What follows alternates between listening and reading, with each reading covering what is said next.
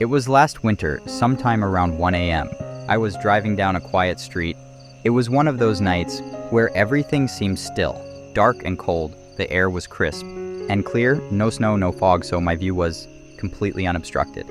I had just finished dropping something off nearby, and as I was driving back, something caught my attention from the corner of my eye. A movement, bright and distinct, flashed from the right side of the street, a little ways ahead. I looked more closely, and there, emerging from a driveway, was a figure. It was a man dressed in all white, riding a bicycle that was also bright and white. The colors were strange, almost too uniform, but with just enough different hues that I could clearly make out the figure and the bike. They were both glowing, moving with speed. As the man pedaled down the driveway, heading straight for the street, immediately I knew something wasn't right. It didn't feel solid, didn't feel human. I couldn't look away.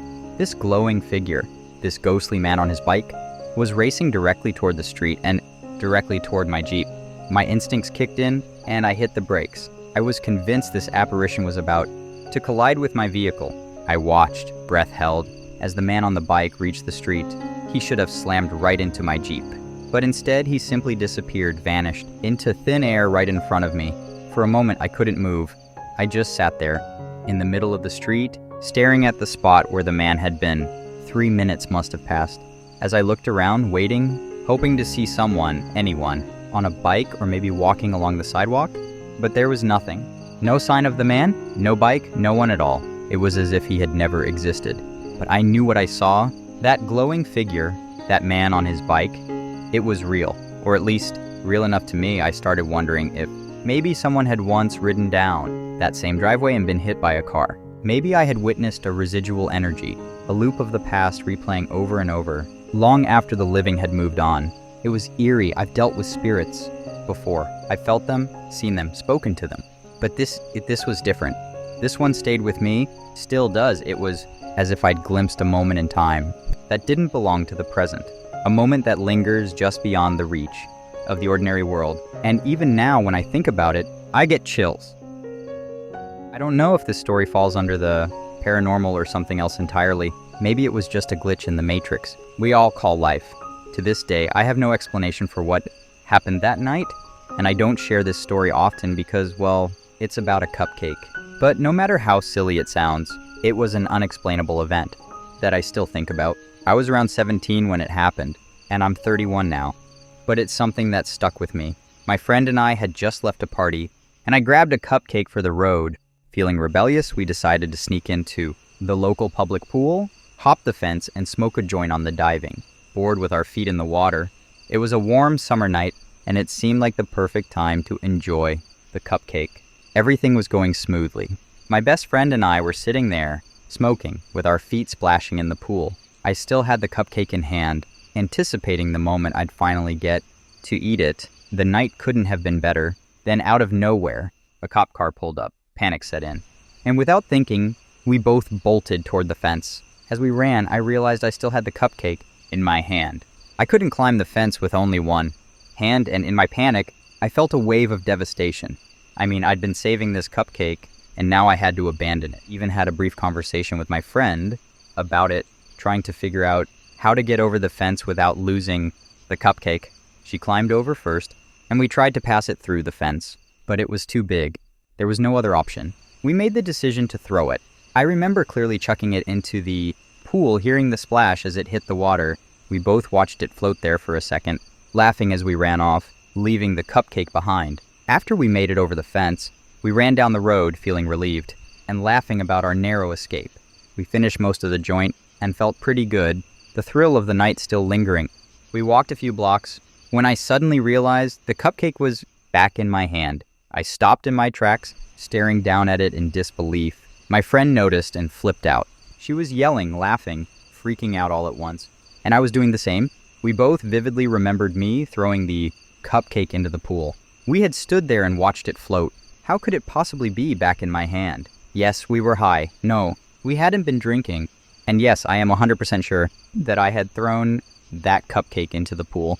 We'd even had a whole conversation about how I couldn't climb the fence with it. It had been such a tragedy to us at that moment, losing that cupcake I had hoarded for what felt like hours, waiting for the perfect time to eat it after the joint. But there it was. 15 minutes later, back in my hand, as if nothing had happened. To this day, I sit and think about that night. It makes no sense. I even ran into that same friend a year ago at a bar, and we talked about it. As adults now, we still remembered every detail vividly. It was a strange, bizarre event that neither of us can explain. Several years ago, when I was married, my ex and I moved into a small house right near Big Bone Park in Union, Kentucky. At first, it was perfect. The surroundings were beautiful, peaceful, and everything seemed ideal.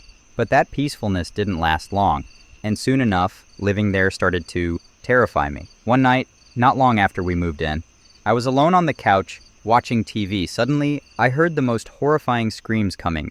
From outside, they sounded like a woman screaming, though I knew some animals could make noises. That sounded human. Still, something about these screams felt different. Then, as the screaming stopped, I heard the barn door outside slam open and shut. Not once, but 3 times. And hard. I was sure something was going on. So I decided to go out and check, but when I got to the barn, everything looked normal. The door was closed, and nothing seemed out of place. A deep sense of unease came over me, and I quickly hurried back inside, straight to bed, where I crawled under the covers next to my ex. The next morning, I told him what had happened. He dismissed it, saying it was probably just a rabbit getting attacked, but I couldn't shake the feeling that something wasn't right. There were no signs of anything like that, just weirdness. But that was only the beginning. As time went on, small, unexplainable things kept happening around the house. Little things that I could easily brush off. But then came the night when I couldn't deny it anymore. It was late and we were both in bed. I woke up in the middle of the night, around 2 a.m, for no reason at all. Lying on my back, I glanced around the room. And then I saw them. Standing by the side of the bed, on my ex's side, were 2 figures. I couldn't see their heads. It was like their heads were blotted out. But I could see their bodies clearly. One was wearing a green John Deere hoodie, his hands in his pockets, and the other appeared to be wearing a black jacket. They just stood there, side by side, watching us. I panicked. I pulled the covers over my head and started screaming. My ex jolted awake, flipping on the lights. He was confused and freaked out, and I quickly told him what I had seen. He kept saying there was nothing in the room, and that it was probably sleep paralysis. But I knew better. I was fully awake, and I could move. I rubbed my eyes to make sure I was seeing things clearly, and I was. If it had been sleep paralysis, I wouldn't have been able to move or scream. From that day on, I couldn't stand being in the house alone. Whenever my ex went to work, I packed up my daughter and spent the day at my mom's, only returning home when he was back. But I couldn't avoid the house forever. My daughter had just turned 1. When we moved there, and around that time, I started to realize she might be autistic. I had her evaluated by early intervention specialists, and they came to the house to assess her, confirmed she had developmental delays, and said we'd start services for her soon. I asked what we could do in the meantime to help her communicate, since she rarely made any sounds, not even crying. They suggested taking the batteries out of all her toys to encourage imaginative play. One toy, my pal Violet, was especially disappointing to disable. We had gotten it for her first birthday, and it even said her name. But following the expert's advice, I took the batteries out. One afternoon, it was just the 2 of us at home. My daughter was playing quietly in her room at the back of the house, and I was in the kitchen making lunch. Out of nowhere, I heard her scream, a scream so full of terror that I had never heard anything like it from her before. I dropped everything and rushed to her room.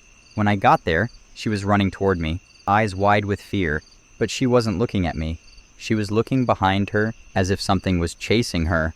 I scooped her up and backed into the kitchen, trying to comfort her. She was shaking, sobbing uncontrollably, her little heart pounding in her chest. She couldn't tell me what had scared her as I stood there, desperately trying to calm her down. I heard it, the toy. My pal Violet, which had no batteries, spoke. "Hi, Isla," it said, followed by, "It's your pal Violet." The terror that gripped me, and that moment was overwhelming. I knew we had to leave. I grabbed the diaper bag and my car keys, and without even thinking, I ran out the front door with my daughter, barely dressed. She was still in just a diaper, and I was in a t-shirt and underwear. We got in the car, and I drove straight to my mom's, shaking the whole way. Once we arrived, I texted my ex, telling him I couldn't stay in that house without him anymore. A few months later, we moved out. After we left, I started reading more about Big Bone Park and learned about its haunted history. Our house had been almost directly on the park's property. Now looking back, I'm convinced that something was going on in that area.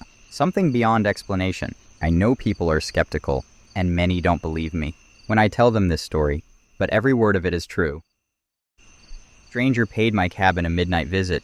She said we're being watched. A few weeks ago, I rented a cabin near Pitkin County, Colorado for a weekend getaway with my wife and daughter. For their privacy, I'll refer to my wife as Elena and my daughter, who's between 4 and 8 years old, as Sophia. It was dusk by the time we arrived at the cabin, far later than Elena and I had planned. The afternoon's anticipation gone, the promise of a relaxing vacation already sullied, and my back sore from changing the tire, which had been eviscerated by the forest road. The mood was thoroughly ruined. Maybe that should have been an indication as to how the rest of the trip would go. The cabin itself was beautiful and rustic. Nestled among the towering pines, the two-story building blended into the surrounding woodlands with its dark-stained wooden siding and stone chimney. Large windows glistened with the last light of day, and the wraparound porch boasted a hanging patio swing, much to Sophia's delight. She ran straight for it and started swinging as Elena and I carried the bags inside. When I unlocked the door and turned on the lights, I found myself surprised by the decor. In stark contrast to the classy, almost minimalist exterior of the cabin, the interior was remarkably cluttered. It was like every square surface, countertops, bookshelves, tables, etc., was covered in little trinkets, tchotchkes as my mother would have called them. There were coasters, candles, vintage oil lamps and compasses, and a bunch of wooden animal carvings, each about a foot tall. The interior wasn't dirty by any means, just more crowded than expected. I found it charming in a weird way, though Elena was less fond. I remember her taking a long look at the place and saying interesting, which is her code for I don't like what I'm seeing, but I also don't want to make a big deal about it. It was past Sophia's bedtime, so after coaxing her off of the porch swing, I helped her get set up for the night. There were 2 bedrooms on the second floor, a master suite with an attached bathroom, and a smaller bedroom that was pretty clearly set up as a kid's room for visitors to the cabin. The cabin was specifically advertised as family-friendly and good for parents with younger children, so it was no surprise when the smaller bedroom was full of colorful toys and plushies. There was a fireplace across from the bed, its mantel showcasing a full set of those wooden animal carvings, 1 moose, 1 bear, 1 trout, and so on. There was also one particularly large teddy bear sitting on the bed, partially buried under the covers, like it was getting ready for bed. Sophia instantly fell in love, and I thought it was sweet that the cabin's owner had gone the extra mile to make the place welcoming. I didn't love the idea of her cuddling it to sleep, though, since it likely hadn't been washed between visits. So I propped it up on a chair next to the bed before tucking Sophia in for the night. Tired from our travels, Elena and I went to sleep not too long afterwards. Saturday was our designated lake day. After making breakfast and waking up Sophia, who had to be convinced not to take her new best friend Mr. Bear out on the water with us, we grabbed the kayaks off of our roof rack and headed down to the shore. We were a short walk from the lake, and I was absolutely blown away by the natural splendor. Our cabin was semi-isolated, remote enough to give my family peace and privacy, but close enough to civilization that we could easily access help in case of an emergency. We were a 5-minute drive into town and a 5-minute walk to the nearest neighboring cabin, which we passed on the way to the lake. It was a gorgeous building, far more intricate, and seemingly much older than the one we were renting. There was an older woman sitting on the porch as we passed it by, and although I couldn't wave, since both hands were full with the kayaks, I gave her a nod and a friendly smile. She stared at me in response, her expression completely blank. She was looking directly at me, but almost looked like she was in a trance or something. "What was that all about?" I quietly asked Elena, once we were out of earshot. "Not sure," my wife answered. "She looks pretty settled in there. Maybe that's her home, and she doesn't appreciate her neighbor running an Airbnb." That seemed a logical explanation. I stole a quick glance over my shoulder before the house completely disappeared behind us, and saw that the woman was now walking down the steps of her front porch, her gaze still fixed on us. Elena and I exchanged worried looks, and picked up the pace a little, Sophia running along ahead of us, joyful and oblivious. Once we reached the shore, we hopped into the kayaks and pushed off into the water. We weren't exactly running away from the woman. It was more so that we wanted to avoid a confrontation, if we could. As we started paddling out into the lake, the woman appeared at the tree line, but never came any closer. I gave her a wave, and again, she gave me no response but a glower. It occurred to me that she might have been trying to warn us. About the lake? Maybe about a current or algal bloom, but I'd researched the area extensively to make sure it was safe, and her demeanor wasn't quite urgent, or benevolent enough for that to be the case. The rest of the day was thankfully devoid of any more strange encounters. After a calm day of swimming and hiking, we returned to the cabin in the evening for dinner and s'mores. Sophia brought Mr. Bear outside to help with the s'mores to mine, and Elena's amusement. We had no idea how we would convince her to leave the stuffed animal behind when we left on Monday night. After we put Sophia to sleep at 8 p.m., Elena and I watched a movie, had a drink, and then went to sleep at 10:30 or so. Midnight, according to my phone clock, I heard what sounded like a knock. I sat up in bed, checked the time, and listened for a minute. A few seconds passed, and then there came 3 knocks in quick succession. I gently shook Elena awake, waiting to hear the sound again, and after a moment I did. There was someone at the front door of the cabin in the middle of the night. Concerned, I got out of bed and tried to look out the bedroom window. I could only see a sliver of the front porch, and though I couldn't see an actual person, I could see the shadow of one thanks to the porch lights. Needless to say, I wasn't thrilled to have a stranger pay our isolated cabin a midnight visit. I told Elena to stay upstairs and made my way to the first floor, stopping by the living room to pull back the curtains ever so slightly and peer through the window. Still, given the shape of the house and the placement of the windows, it was impossible to see anything but a shadow. The person must have been standing an inch away from the front door. I scanned the front yard and the distant tree line, but didn't see anyone else, so a decoy ambush situation seemed unlikely. But I still grabbed my handgun just in case. Just my luck.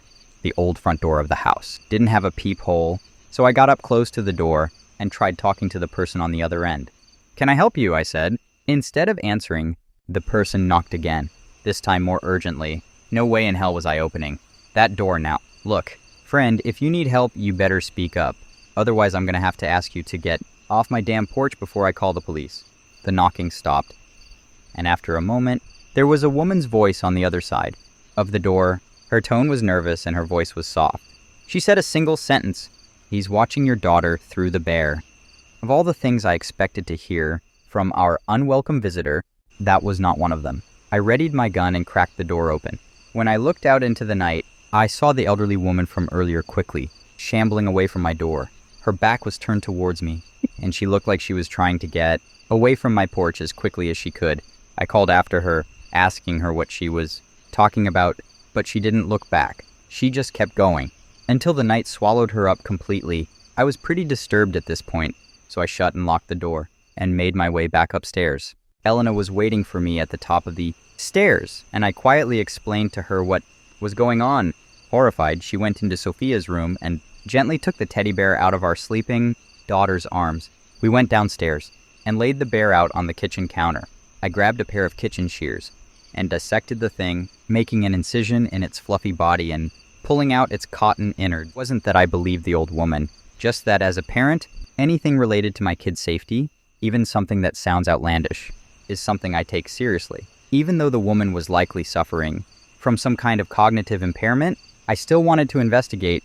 I pulled all of the stuffing out of Mr. Bear and found nothing, though Elena pointed out that the bear had 2 very large glass eyes, which could potentially be concealing a small camera. I was unable to find a hammer, but I did find a wrench under the kitchen sink. I wrapped the eyes in a kitchen towel and smashed them to bits. But when I sorted through the fragments, I didn't see anything that looked like a recording device. I was relieved, but I was also equal parts creeped out and angry. Maybe like Elena had mentioned earlier, she was annoyed with the constant visitors to her neighboring cabin and was trying to scare us off. She might also have had some mental health issues or hallucinations. In either case, though, how did she know about the teddy bear? Maybe she had visited the house before, or maybe it was just a lucky guess. Before returning to bed, I took a turn around both floors of the cabin, looking and failing to find anything out of the ordinary. Elena was also pretty freaked out, and she got up several times in the night to visit Sophia's room down the hall and make sure all was well. Needless to say, neither of us got much sleep that night. Sunday morning was all doom and gloom, which ended up being a perfect reflection of my daughter's attitude when she woke up and realized Mr. Bear was gone. Obviously, we didn't tell her what had happened, but Alana and I did our best to distract her with flapjacks and promises of a fun day of adventuring. Unfortunately, the hike we had planned was foiled by a downpour that, of course, the forecast hadn't predicted. And so we decided to salvage the day by exploring the small town nearby. It wouldn't be the escape into nature we'd hoped for, but there were several family-owned restaurants and shops in the area, as well as a small library. The morning was all right. I enjoyed exploring the little town with my family, although there wasn't much to do. We had an early lunch at around 11 or so, but when we sat down, my wife started rifling through her backpack with a look of dismay. When I asked her what was wrong, she said that she didn't see Sophia's EpiPen, which we always like to have at the ready when we eat out. I realized immediately that I'd forgotten to put it back in Elena's backpack yesterday when I was reorganizing our stuff. I felt like such an idiot, and Elena, already grouchy from a sleepless night, really chewed me out for it. To make amends, I told her to wait with Sophia at the restaurant, while I hurried back to the cabin for the EpiPen. She was displeased, but it felt like a better option than all of us braving the rain to return to the cabin. Saw any movement from inside the house, nor did I see anyone leave. Though I didn't have a great visual on the back door, it's possible that the intruder could have slipped through the back and run straight for the woods, in which case the cabin would have obscured them. The police were shockingly curt and dismissive about the whole thing. One of the officers who arrived on scene asked me for proof of a break-in, as if I would have had time to snap a picture of the intruder in my house or something. They did a sweep of the cabin and found no one inside. But even so, I didn't want my wife and daughter to set foot in that building again. I texted Elena telling her I was going to pack up our stuff and that we should leave a night early, and she agreed. The cops stayed with me as I packed to give me some peace of mind, which I appreciated. Aside from the shoe prints, there weren't any obvious signs of a break-in, and strangely, nothing of value had been stolen, even though I'd left my laptop laying out in plain sight. Thankfully, we'd packed light, so it didn't take me long to grab all of our stuff from the master bedroom and the bathrooms. My last stop was Sophia's room, where I was quickly able to locate and pack all of her things. Nothing of Sophia's had been stolen or tampered with, but there was something missing from the fireplace mantle. Right in the center, there was a circular impression in the fine layer of dust, indicating that a certain figurine had recently been separated from its wooden brethren. Someone had taken the bear